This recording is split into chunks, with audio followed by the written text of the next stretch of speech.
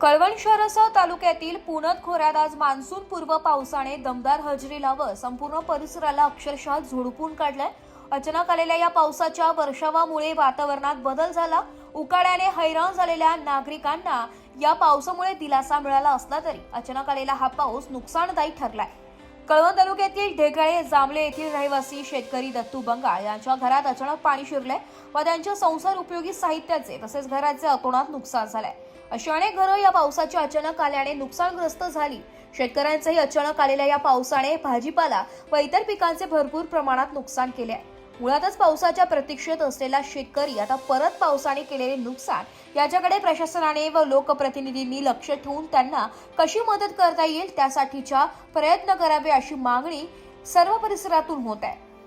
नाशिक लोकशाही न्यूज साठी प्रतिनिधी शाहू चव्हाण, कळवण।